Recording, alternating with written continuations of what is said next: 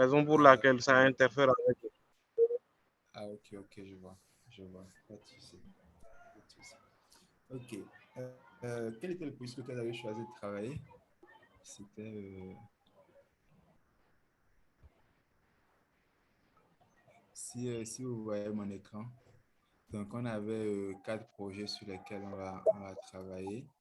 Le premier, c'était de gérer le recouvrement de créances, notamment pour ceux qui gèrent les services commerciaux et qui ont besoin parfois de relancer des clients, recouvrir des factures impayées, faire le suivi des factures en retard, des factures qui sont à la phase de contentieux, etc.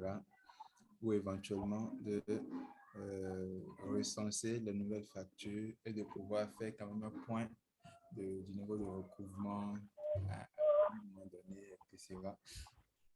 Donc, le premier projet devait tourner un peu autour de ça, autour du recouvrement des créances et tout. Le second projet va être sur la gestion de la comptabilité, c'est-à-dire tout ce qui reste sur la gestion de stock, gestion de facturation et synthèse à peu près des performances euh, de vente, de taxes, TVA, etc. et tout, un peu autour de tout ce qui est comptabilité. Le troisième projet va être une analyse commerciale, donc autour aussi de vente de produits, gestion de stock, etc., mais beaucoup plus orienté vers la performance des équipes commerciales, comment faire un tableau de bord, par exemple, synthétique de l'activité commerciale sur une période donnée, avec peut-être l'analyse des performances par produit, analyse des performances par commercial, etc., ou bien analyse des performances trimestrielles. Ce genre d'axes-là peuvent être explorés pour l'analyse commerciale. Donc, dernièrement, on avait un projet, bon, c'est un projet beaucoup spécifique pour un des étudiants qui travaille dans le domaine de l'HSE. Donc, on a décidé de faire quelque chose de beaucoup plus ponctuel, beaucoup plus pointu et spécifique à son domaine. Donc, voilà. Donc, parmi ces projets, je ne sais pas si vous avez déjà eu le temps de checker ça et de faire un choix ou pas euh, sur les différents projets qui sont proposés et ce que vous souhaitez utiliser pour votre partie pratique.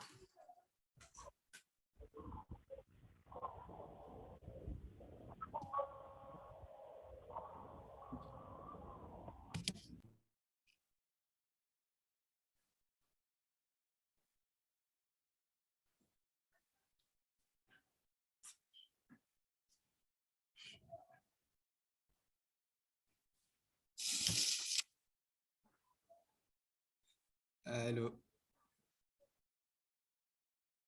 Allô, vous m'entendez? Oui, je vous entends actuellement. Mhm. Donc, je voulais Vous savoir demandez. si, voilà, le projet que vous avez, que vous voulez, sur lequel vous voulez travailler en quelque sorte. Mhm. Euh, bon, j'avais choisi les recouvrements de créances, mais j'aimerais après, à la fin de la réunion, que je vous Oui, appelle au téléphone là, le jour où vous serez disponible, oui. que je suis dans le domaine de l'énergie, l'énergie dans les télécoms. Alors, j'aurais besoin, peut-être que vous pourriez m'aider pour choisir un produit beaucoup plus adéquat à partir Ok, de ces quatre-là. Donc, lequel de ces quatre-là serait plus adéquat avec mon domaine. Donc, je suis dans l'énergie, dans les télécommunications. ok, je vois. J'avais choisi recouvrement des créances avec des choses comme ça. Mais Hmm, je l'ai choisi juste comme ça, là, parce que, bon, à la première impression, ce à quoi donc, je me disais peut-être que ça pourrait m'intéresser. Mais à partir ok, de je ces vois. quatre-là, comme je vous l'ai dit, bon, quand on parlera au téléphone, Mhm. si je vous parle de mon domaine, peut-être que vous pourrez me guider, vous pourrez avoir beaucoup plus de visibilité sur comment, lequel de ces quatre sujets-là, ou bien un autre sujet qui pourrait beaucoup plus m'intéresser. Ok, ok, je comprends tout à fait. Je pense que c'est intéressant de procéder comme ça aussi. Et n'empêche, vous Donc, pouvez faire une présentation générale, comme tout le monde verra donc le oui, recording. oui, Après, tout à fait, voilà. tout à fait. Euh, ok, donc je vais juste développer un peu les différents projets et puis on va se donner rendez-vous peut-être demain en matinée vers 10 heures comme ça, on pourra s'appeler pour causer un peu, pour que je comprenne un peu davantage ce que vous faites et comment on pourrait intégrer intégrer ça dans un projet personnel qui va vraiment vous servir après. OK? Voilà, là, ça me va. Voilà. OK, donc parfait. Je vais juste essayer d'élaborer un peu sur chacun des projets actuels. Donc, comme je le disais, l'objectif principal des projets, OK, c'est de produire un fichier assez automatisé. Donc, quand on parle de fichier automatisé, il faut qu'il y ait une base source, OK, des données qui sont consolidées. Et à partir de cette base-là, on va pouvoir faire de la synthèse. Donc, d'abord, dans un premier temps, traiter ces données-là pour pouvoir apurer dans le jargon technique, comme on le dit en statistique. Donc, nettoyer ces données-là, enlever ce qui n'est pas correct, mettre au bon format ce qui n'est pas au bon format, etc. Puis ensuite, maintenant, définir des indicateurs clés de performance, des indicateurs de mesure et synthétiser nos données en ces différents indicateurs-là. Donc, le résultat final attendu, c'est d'avoir un fichier dans lequel on aura une base de données qui sera derrière. Et cette base-là, on va d'abord la traiter et la travailler proprement dans un premier temps. Après l'avoir travaillée, on va maintenant synthétiser les valeurs de cette base de données-là en différents indicateurs clés pour pouvoir mesurer chacun, chacune des thématiques voilà, qui sont concernées dans chacun des projets-là. Okay? Donc, pour chacun des projets, il y aura des thématiques qui seront des thématiques d'intérêt. Par exemple, dans le HSE, peut-être on aura plus d'intérêt à parler de risque d'accident au travail, etc. Donc, pour chacun des contextes, lorsqu'on a nos données, on va essayer de les traiter, de les apurer et après les synthétiser en des indicateurs clés qui vont répondre à des questions d'intérêt général dans le domaine où nous travaillons, en quelque sorte. Donc, après avoir défini ces indicateurs-là et les avoir produits, donc en calculant nos différents indicateurs ou bien en faisant un tableau croisé dynamique pour avoir nos résultats, on va dans un second temps maintenant illustrer ces résultats avec des tableaux qu'on va bien mettre en forme ou bien des graphiques qu'on va essayer de mettre en forme de façon professionnelle aussi. Et toutes ces notions, on les a déjà vues un peu de façon détaillée dans la partie théorique. C'est l'occasion maintenant de pouvoir combiner tout ce qu'on a vu petit à petit et les mettre ensemble pour pouvoir en produire un résultat final exploitable. Donc, nous, notre rôle dans cette partie pratique sera de vous accompagner, déjà à bien définir les contours de votre projet et ensuite à avoir les données tampons qui vont permettre de faire le travail correctement et ensuite vous accompagner dans le nettoyage de vos données, la synthèse d'informations, la création et mise en forme des tableaux d'intérêt et ensuite comment automatiser tout cela pour que ce soit assez dynamique à l'arrivée. Okay? Donc, les données qui vont être utilisées, on a déjà dit au début de cette formation, Excel, c'est un logiciel de traitement de données, d'analyse de données. Donc, il nous faut nécessairement des données avant qu'on ne puisse faire quelque analyse que ce soit. Donc, ces données-là, on aura deux façons de les avoir. Nous-mêmes, on peut simuler les données. Donc, moi, je peux simuler les données, par exemple. Les analyses que nous avons fait pendant la partie théorique, c'était des données simulées. Donc, tout ce qu'on avait comme produit, télé, frigo, IFI et tout, ce n'est que de la simulation. On a généré des nombres d'unités vendues par mois, par jour, par produit. On a tout généré aléatoirement dans Excel, juste pour des raisons de démonstration et de pratique. Donc, on peut faire pareil aussi pour le projet professionnel. Donc, on peut savoir que, bon, si c'est des données commerciales qu'on veut, il faut qu'on ait la date, il faut qu'on ait les produits, il faut qu'on ait des catégories de produits, il faut qu'on ait des clients, il faut qu'on ait des fournisseurs, il faut qu'on ait des commerciaux, il faut qu'on ait les prix de vente, il faut qu'on ait la région peut-être, il faut qu'on ait d'autres choses. On va essayer de partir de notre culture sur le domaine et générer un fichier d'exercice, un fichier de pratique qui va permettre de travailler. Donc, ensuite, on va intégrer quelques erreurs pour permettre en même temps de faire des traitements de données pour pouvoir apurer tout ça et commencer à exploiter maintenant ces données tampons, ces données simulées pour faire le travail.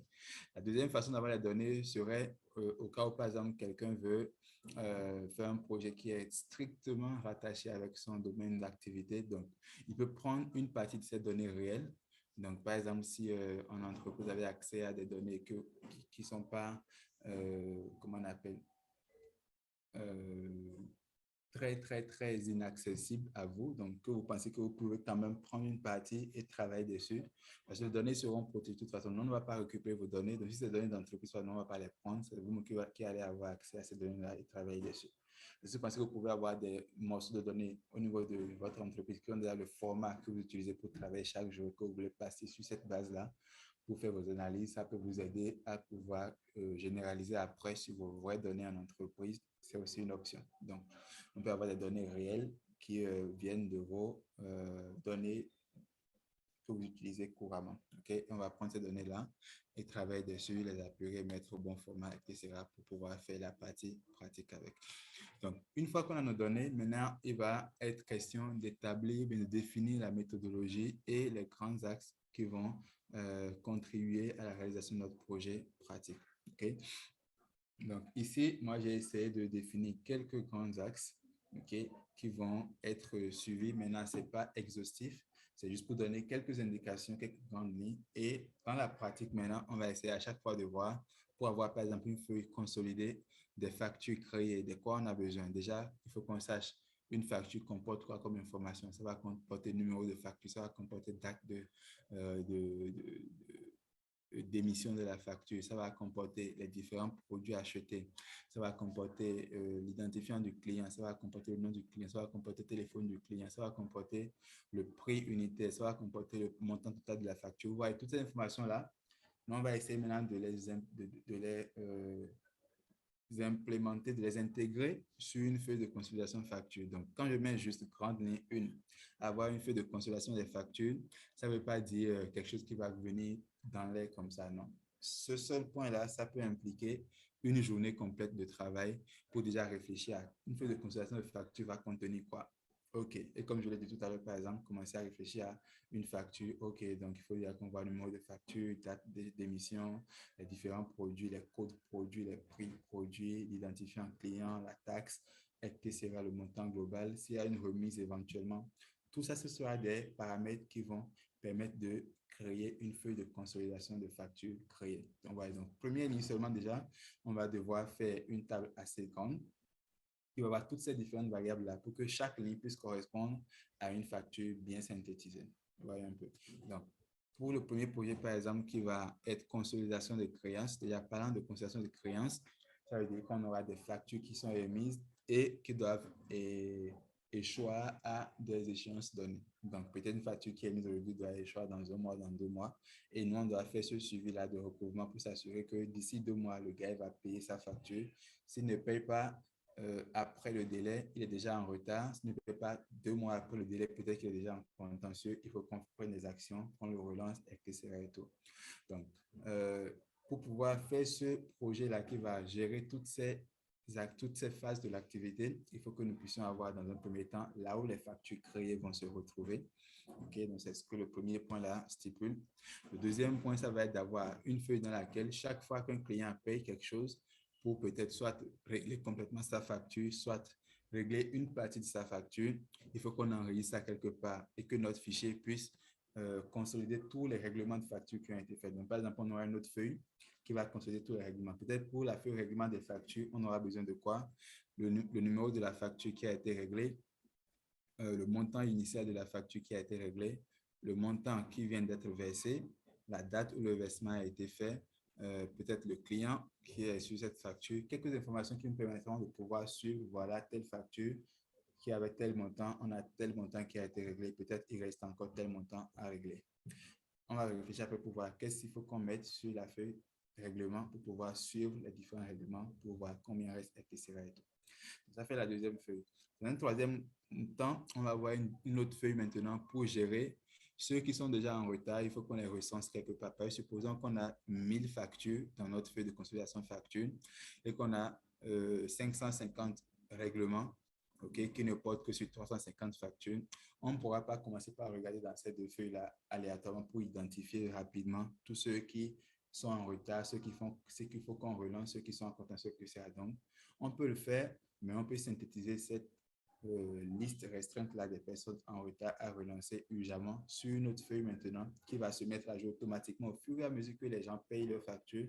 Ça va se mettre à jour automatiquement pour nous dire, bon, tel client qui était en mode relance, il vient de régler sa facture, c'est passé, il faut le retirer de relance et mettre à jour sa ligne dans la consultation des factures pour dire qu'il a déjà fini de régler sa facture et qu'il est et qu'il est complètement à jour actuellement. Donc, ainsi de suite. Donc, c'est la troisième feuille qu'on va créer. Ça va être pour identifier les clients qui sont en situation délicate et qu'il faut relancer ou bien qui sont déjà en situation de contentieux éventuellement. OK? Donc, à partir de ces trois feuilles, maintenant, nous allons pouvoir faire plusieurs types de synthèse. Avec la feuille facture, simplement, on peut déjà faire la synthèse sur les montants total facturés pour savoir le chiffre d'affaires global qui a été généré en telle ou telle période. On peut voir aussi, comment on appelle, les clients qui ont plus commandé sur cette période, c'est-à-dire le nombre de factures qu'on a généré pour tel client, par exemple, le montant total que tel client il nous a fait un bon de commande ou bien en facturation, etc. On pourra voir nos meilleurs clients, nos pires clients. Et toi, à partir de la feuille facturation, on pourra aussi voir quelles sont les périodes où on vend plus ou bien on facture plus dans l'année, etc. Okay? Donc, dans la feuille consolidation, on pourra aussi voir en même temps qui a réglé combien de sa facture, qui a déjà tout réglé, combien est-ce que les gens règlent en moyenne, peut-être, à chaque fois qu'ils viennent verser. On peut faire des analyses qui vont aussi tourner autour de ça pour savoir peut-être comment est-ce que les règlements se font. Est-ce que nos règlements, là, les gens, quand ils viennent payer, payent toujours 100 euros, 100 euros. Si c'est le cas, comment faire pour que nos commerciaux commencent à obtenir de meilleurs versements de la part de nos clients? Parce que si c'est 100 euros, peut-être que quelqu'un qui doit 2000 euros doit devoir faire alors 20 versements, c'est beaucoup. Comment faire pour le convaincre pour qu'il fasse un paiement unique de 2000 euros du jour au lendemain? Donc, peut-être ça peut donner une orientation ou bien une information sur la capacité de service de recouvrement à amener les clients à payer de bons montants. Peut-être initier une formation pour donner des stratégies pour mieux convaincre les gens à régler leurs factures à temps, etc. Donc, on peut aussi utiliser la feuille de relance pour pouvoir, par exemple, savoir qui est le client qui nous doit depuis le plus longtemps, qui est le client qui n'a jamais réglé ses factures, qui est le client qui est en contentieux et qu'il faut qu'on appelle le juge pour pouvoir initier une procédure judiciaire de recouvrement. Quoi d'autre encore? Gérer par exemple même les relances automatiques. Aujourd'hui, avec Excel, on peut automatiser l'envoi d'emails lorsqu'on maîtrise bien le VBA et qu'on connaît son chemin autour de ça. Okay? Donc, ça peut être des options à explorer aussi pour voir quel client on a déjà relancé 2 ou 3 fois. Donc, c'est des clients têtus, etc. Donc, il y a plusieurs aspects qu'on peut déjà essayer d'évaluer à partir de ces 3 feuilles-là. Et c'est là que la partie synthèse va intervenir. On fait une synthèse des états des lieux de recouvrement, une synthèse, comment on appelle, des factures, etc., des performances de recouvrement. Donc, on a dit on aura 3 à 4 indicateurs de recouvrement. Donc, selon la personne qui travaille sur le projet, il va choisir quels indicateurs je vais mettre en avant. Si c'est le taux de factures qui sont recouvrés par mois, c'est-à-dire ce mois-ci, on a émis 200 factures, mais à la fin du mois, on a remarqué que c'est seulement 20 qu'on a pu recouvrer. Ça veut dire qu'on a 90% de factures non recouvertes. OK. Donc, ça peut être un indicateur de performance de l'équipe de recouvrement. OK. Donc, un autre indicateur clé qui peut être utilisé, par exemple, dans ce volet d'analyse de performance de recouvrement peut être ce qu'on appelle la balance AG des factures. Donc, pour voir, par exemple, combien de factures ont été émises il y a 3 mois, combien ont été émises il y a 6 mois. C'est pour voir un peu comment est-ce que se distribue en quelque sorte la facturation, c'est-à-dire les performances de facturation que nous avons au fil du temps. Okay? Donc, plusieurs analyses aussi peuvent s'ajouter selon que la personne qui a ce projet à responsabilité pourra les trouver ou bien identifier des axes d'intérêt à intégrer dans son analyse. Donc, le deuxième projet va être un projet qui sera axé sur la comptabilité. Et quand on parle d'Excel, traitement de données, les données, il y a toujours de similarités. C'est-à-dire qu'on aura toujours des feuilles, on aura des variables, on aura des lignes, on aura des variables numériques, des variables qualitatives, etc. Et il faut qu'il y ait d'interconnexion entre ces différentes feuilles-là. Donc, le principe ne va pas beaucoup changer d'un projet à un autre, seulement que la nature des données va changer, la nature des indicateurs qui seront pris vont changer, etc. Pour quelqu'un qui va faire par exemple projet 2, il va devoir travailler sur comment gérer un service de comptabilité, en tout cas au moins jusqu'à 60-70%. Okay? Donc, pouvoir déjà enquérir toutes les factures et toutes les commandes. Donc, la part dans les factures, s'ils vont être beaucoup plus en détail, on va pouvoir avoir produit par produit, tel produit a été vendu sur telle facture, tel montant, etc. Donc, on va avoir une feuille grosso modo de produits déjà, avec les stocks disponibles et éventuellement une colonne pour nous dire s'il faut déjà commencer à prévoir, faire une commande fournisseur, etc. et tout. Voilà, j'ai mis déjà même là qui va se mettre à jour automatiquement avec les ventes. OK. Mais la deuxième feuille va être une feuille de paramètres des produits, des prix, les catégories et en même temps les fournisseurs, etc. Donc, pour chaque produit, on doit savoir quel est le fournisseur qui nous offre ça, à quel prix il nous offre ça, etc. et combien on a de ce produit en stock. Donc, à chaque fois qu'une facture est émise, on va devoir aller déduire du stock la valeur de, pardon, la quantité de produit qui a été vendu, on va déduire ça du stock, etc. pour pouvoir sur les stocks, comment les stocks sont en train de baisser et faire des commandes fournisseurs à temps. Okay? On aura en même temps une autre feuille de vente pour savoir, voilà, tel produit a été vendu tel nombre de fois sur telle facture, tel jour. Et voilà la consolidation de toutes les ventes produits qui ont été faits. Ça va être similaire à notre feuille d'exercice que nous avons utilisé dans la partie pratique. On a des produits qui sont vendus. Chaque jour, on a quel produit est vendu. Seulement qu'on va y ajouter, par exemple, quel est le numéro de facture sur lequel ce produit a été vendu. Voilà, par exemple, une information qui va s'ajouter et rendre ça encore beaucoup plus complet, beaucoup plus intéressant. Après toutes ces informations, on va pouvoir maintenant faire différentes analyses qui entrent dans le domaine du suivi comptable, de l'analyse comptable, d'analyse des performances de vente, de l'analyse des relances fournisseurs, des commandes fournisseurs, de la gestion des stocks, etc. Okay? Donc, pour celui qui va travailler sur le projet comptabilité, il va devoir nous produire, par exemple, un fichier dans lequel on pourra faire des prédictions des ventes une semaine à l'avance. Ça que j'ai mis là, c'est vraiment quelque chose de assez technique et qui peut vraiment faire la différence, même si ce n'est pas que pour le projet, même a posteriori, c'est-à-dire quelqu'un qui va pouvoir faire ceci, il va vraiment réfléchir un peu et même s'il ne le fait pas en comptabilité, il peut l'appliquer dans autre chose. C'est-à-dire là, ce que je veux qu'on fasse ici, c'est que aujourd'hui, nous sommes le 8. Je veux qu'on puisse me prédire combien on va vendre le 15 prochain, c'est-à-dire le mardi prochain. Je veux qu'on me prédise combien de bananes est-ce qu'on va vendre le mardi prochain en se basant sur le nombre de bananes qu'on a vendues ce mardi, qu'on a vendu le mardi passé, qu'on a vendu le mardi surpassé jusqu'aux 4 derniers mardis. On va se baser sur les 4 passés mardis, OK, et projeter la vente qu'on va faire probablement le mardi prochain. Donc, en faisant par exemple une moyenne simple, ou bien une projection par, je dirais, la médiane, c'est-à-dire, ou bien par le mode, en disant que, bon, si 3 mardis sur 4, on a vendu 10 bananes, donc on peut dire qu'avec une forte probabilité, on va vendre 10 bananes le mardi prochain aussi, en quelque sorte. Soit si en moyenne, on vend 8 bananes par mardi, on peut se dire que probablement on va vendre 8 bananes le mardi prochain aussi. Donc voilà par exemple ce que je veux qu'on fasse avec cette simple question-là. Ça peut s'appliquer à n'importe quel autre domaine. Supposons que par exemple, je suis dans un domaine, je ne sais pas,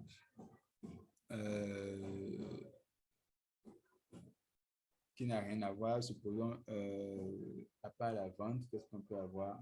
Recouvrement, par exemple. Et on sait que les premières semaines du mois, on arrive à recouvrer 50 à 60 000 euros. Si on sait ça sur les 4-5 dernières semaines, on peut se dire qu'avec assurance, le mois prochain, la première semaine, on peut estimer qu'on va faire un recouvrement de 40 000, de 50 000 euros sur nos factures. C'est ça qu'on appelle en quelque sorte se projeter et prédire à peu près quelles sont les performances futures qu'on peut attendre. Et avec ces performances, par exemple, on peut demander des financements parce qu'avec nos résultats passés, on peut se projeter pour dire attention, toutes les fois qu'on entre dans un nouveau mois, on arrive à faire un recouvrement de 40 à 60 000 francs chaque première semaine. Donc, on est avec une certaine assurance. On a la garantie que probablement le mois prochain, la première semaine, on va pouvoir faire tel montant. On pouvait investir tel montant chez nous aujourd'hui, sachant que dans un mois, on va pouvoir faire tel chiffre d'affaires, etc.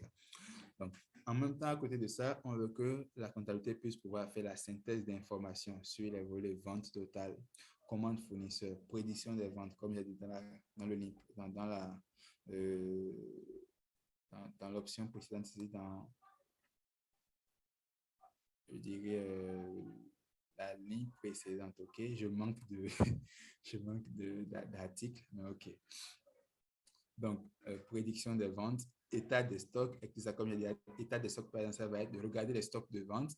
Et comme à chaque fois qu'une facture est initiée, ça va se diminuer, donc il faudrait à chaque fois qu'on puisse faire une état pour savoir, bon, tel produit était à 100 unités dans le stock le lundi, on est vendredi, c'est passé à 30. Attention, on a vendu 70. Il faut absolument qu'on prépare une commande fournisseur la semaine prochaine. Sinon, on peut entrer en rupture de stock à partir de mercredi prochain au plus tard. Donc, on peut dire prévoir, faire une demande fournisseur, etc. Et tout. Okay? Et éventuellement, celui qui a ce projet va pouvoir ajouter d'autres indicateurs d'intérêt qui peuvent permettre de mieux suivre la comptabilité aussi. Okay? Donc, le troisième projet va être axé sur, c'était quoi déjà? Sur l'analyse commerciale. Voilà. Donc, comme je disais, les projets sous Excel vont avoir une similarité, c'est qu'ils vont toujours se baser sur les données, sur des feuilles de calcul avec des valeurs qualitatives, des valeurs quantitatives, etc. Donc, pour les données commerciales, on aura toujours des ventes ou bien des clients, etc. Mais l'analyse que nous allons faire, c'est ça qui va être différent. C'est qu'on va se concentrer ici sur les prix des produits. Un produit peut changer de prix, par exemple, à un moment donné. Comment intégrer cela automatiquement dans notre base de données pour pouvoir ajuster les ventes commerciales, etc. et tout. Comment pouvoir analyser le prix moyen d'une facture, par exemple, c'est-à-dire que le panier moyen que nos commerciaux arrivent à vendre, quel est le prix moyen de ce panier-là, par exemple. Donc, ça va être une analyse purement commerciale. C'est-à-dire pour savoir, par exemple, un client qui entre dans notre boutique, en moyenne, il arrive à acheter 3 000, ou bien il arrive à acheter 10 000, ou bien il arrive à acheter 30 000. Ça va dépendre de comment le commercial qui l'accueille aussi et qui lui présente les produits peut-être est performant ou pas. Donc, on peut analyser le prix moyen des factures pour pouvoir voir, attention, nos commerciaux, ils ne vendent pas assez fort. Les prix moyens des paniers sont en train de baisser. Donc, il faut qu'on trouve une stratégie pour faire augmenter les ventes à nouveau. Peut-être aussi avoir les performances des vendeurs. Quel est le vendeur qui fait le plus de chiffre d'affaires, qui fait les ventes les plus importantes de l'entreprise, etc. Faire un bilan des ventes en trois indicateurs. Ça, c'est à rechercher. On a plein d'indicateurs qu'on peut prendre pour faire le bilan des ventes, comme la somme totale des ventes, comme le chiffre d'affaires total des ventes, comme quoi d'autre. Je ne sais pas. Donc, on peut avoir le chiffre d'affaires, on peut avoir les unités vendues, mais on peut aussi avoir la fréquence de vente, par exemple, de tel ou tel produit pour voir, par exemple, quels sont les produits qui s'écoulent le mieux. Si, par exemple, on a des produits qu'on les vend une fois par semaine, or, on a certains produits qui se vendent au moins 10 fois, 20 fois par jour, ça peut être un axe de performance de bilan vente qu'on peut mettre en avant pour voir, attention, tel produit, on ne le vend presque pas du tout. Et soit on doit changer notre stratégie pour mieux le vendre, soit on doit l'enlever pour pouvoir créer de la place à d'autres produits, etc. par exemple. Donc, essayez de chercher aussi d'autres indicateurs clés pour pouvoir étoffer, pour améliorer l'analyse sur les ventes commerciales, etc. Donc, après, à l'arrivée de chacun de ces projets-là, chacun de nous aura déjà touché à plusieurs volets, plusieurs aspects d'analyse sur Excel qu'il pourra aller au-delà, vulgariser ce qu'il aura appris, l'appliquer dans d'autres secteurs, etc. Et tout. Donc, ce qu'on va faire ne sera pas forcément complet, mais il va vous donner suffisamment d'outils pour éventuellement l'approfondir ou bien pour l'appliquer dans un autre contexte donné éventuellement. Okay? Le quatrième projet, comme je le disais, c'est un projet sur l'analyse de l'hygiène, sécurité, environnement. Donc, ça va se baser surtout sur un monitoring de la sécurité en emploi. Okay? Donc, les grands axes qu'on pourrait explorer dans ce genre de projet, ça va être déjà d'avoir une feuille qui recense les incidents qui interviennent dans l'entreprise. Donc, par exemple, ici, ça va être quelqu'un qui travaille dans d'une société minière, par exemple. Je prends un exemple, une société minière où on a beaucoup de risques, ou bien une société agronomique, donc où ils font de l'agriculture, peut-être avec des grosses machines, ou bien dans la grande bouche, dans les forêts, etc. Et il y a beaucoup de risques. Donc, il faut déjà commencer par recenser quels sont les incidents qui arrivent. Il faut avoir tous les incidents. En même temps, avoir dans une autre feuille, peut-être, une feuille qui consolide les divers incidents. Donc, je mettais là, j'ai dit un formulaire de recensement déjà dans un premier temps, c'est-à-dire que comme un formulaire de facturation où on va remplir peut-être quel est le nom de celui qui est blessé, quel est le jour où il a été blessé, quel est le type de blessure qu'il a eu, où est-ce qu'il a eu cette blessure-là, etc. Sur une échelle de 0 à 10, combien est-ce qu'on qualifie la gravité de la blessure, etc. Donc, avoir ça pour pouvoir recenser les blessures et les consolider dans une feuille incident existante. Okay? avoir ensuite maintenant une feuille des congés maladie qui ont été émis ou bien qui ont été autorisés et attribués à des employés sur une période donnée. Okay? Et l'objectif maintenant, c'est de pouvoir matcher les congés maladie avec les différents étudiants pour pouvoir identifier quels sont les congés maladie qui sont survenus suite à une blessure. Donc, par exemple, si j'ai été blessé le 5 août et qu'on constate que le 8 août, je suis parti en congé pour revenir le 15 août, on peut déduire que, attention, cette blessure et ce congé que j'ai pris là est lié à cette maladie-là ou bien à cet incident-là que j'ai eu. Peut-être on va définir après le nombre de jours minimum ou bien maximum à partir duquel on va dissocier le congé maladie et la blessure. Donc peut-être on va se dire, si l'incident est arrivé moins de 72 heures avant le congé, ok, on peut accepter ou bien on peut attribuer ce congé-là à l'incident. Soit si on a possibilité d'avoir une variable qui indique déjà que c'est suite à l'incident ou bien ou pas, on peut aussi le faire.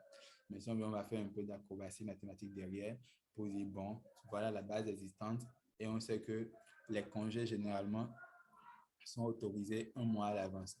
Mais si ton congé a été autorisé une semaine ou moins avant que tu n'as un congé, ça veut dire que certainement c'est parce que tu as eu un incident et tu devais aller aux soins, etc., urgemment, etc. Okay? Donc, l'objectif, c'est de pouvoir faire ces analyses pour pouvoir voir dans les congés qui sont autorisés, quel est le pourcentage qui est dû à des incidents de travail pour pouvoir évaluer à peu près quel est le niveau de gravité, quel est le taux d'incidents qui ont abouti à un arrêt maladie ou pas.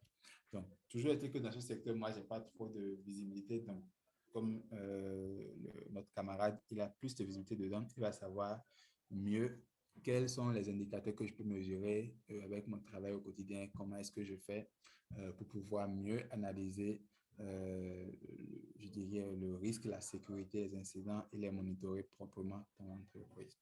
Donc, voilà un peu ce qui est attendu, par exemple, pour le projet 4. Okay? Donc, grosso modo, ça va être ces grandes lignes-là, comme je les ai énumérées là, pour chacun des projets. Et l'étape qui va suivre actuellement serait que chacun déjà, étant déjà fixé sur son projet, puisse commencer à réfléchir sur les données. Donc, nous, de notre côté, on va donner des données tampons, on va les proposer pour ceux qui n'ont pas des données réelles qu'ils peuvent utiliser pour travailler avec. Okay? Donc, la manipulation de données va se faire ensuite individuellement selon le projet que vous avez pris. On va mettre à disposition via mail les données qu'il faudra utiliser pour faire votre travail et vous accompagner ensuite sur comment structurer le travail parce qu'on a vraiment très peu de temps. On n'a que 2 semaines pour pouvoir avoir les données, les traiter, faire les tableaux, faire les graphiques et produire le résultat final au moins fonctionnel avant samedi prochain, date à laquelle normalement la formation va être terminée, être clôturée. Donc voilà un peu pour les différents projets qui seront, je dirais, amener à votre réflexion, ok? Les projets que vous allez réfléchir et travailler sur ces 2 prochaines semaines. Et j'espère qu'avec ces projets, quand même, chacun va pouvoir déjà affermir sa connaissance du logiciel Excel, réviser toutes les notions qu'on a déjà vues dans la partie théorique et améliorer aussi sa prise en main et sa maîtrise du logiciel Excel par le même temps. Ok? Donc, le titre de ce cours, c'était de visiter un peu tous ces projets-là et poser les grandes lignes dessus et éventuellement répondre aux questions s'il y en a pour ces différents projets-là. Donc, voilà. Donc, pour Monsieur Dion, je pense qu'on va effectivement approfondir un tout petit peu. Donc, on va se parler demain, sûrement par appel téléphonique, et essayer de voir comment est-ce qu'on peut définir un projet qui est beaucoup plus adapté à votre contexte professionnel particulier. OK? Pour voir comment est-ce qu'on pourrait associer Excel, les bases de données dans votre domaine en particulier et comment faire pour que ça puisse vous servir même après la formation dans votre emploi de tous les jours, et etc. D'accord?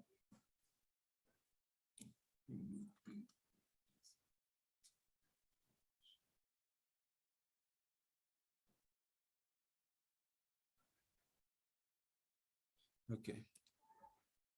Donc, c'était ça pour aujourd'hui et nous allons juste prendre congé. Et je vais mettre cette vidéo à disposition après de ceux qui n'ont pas le temps d'être là pour qu'ils puissent comprendre déjà dans un premier temps euh, les différentes grandes lignes des différents projets qui sont assignés et comment travailler sur chacun de ces projets-là. Nous allons pouvoir accompagner chacun ensuite sur comment entamer déjà le projet, comment avoir vos données et comment organiser votre phase de traitement de données, phase de préparation de données, phase de définition d'indicateurs, phase d'analyse et tout ce qui va suivre. OK? Donc, merci déjà à ceux qui ont pu être là et j'espère que ceux qui n'ont pas pu être là vont pouvoir reçu cette vidéo-là et poser leurs questions éventuellement s'il y en a dans le groupe directement afin qu'on puisse poursuivre et avancer progressivement vers la mise en pratique et la mise en œuvre de toutes les notions qui ont été vues dans la phase théorique. OK? Donc, merci à vous tous pour votre présence et on se donne rendez-vous en ligne déjà pour continuer les échanges et jeudi prochain, par la grâce de Dieu, pour pouvoir poursuivre dans la partie pratique. OK? Donc, excellente soirée à tout le monde et puis on se capte la prochaine fois. Bonne soirée à tous.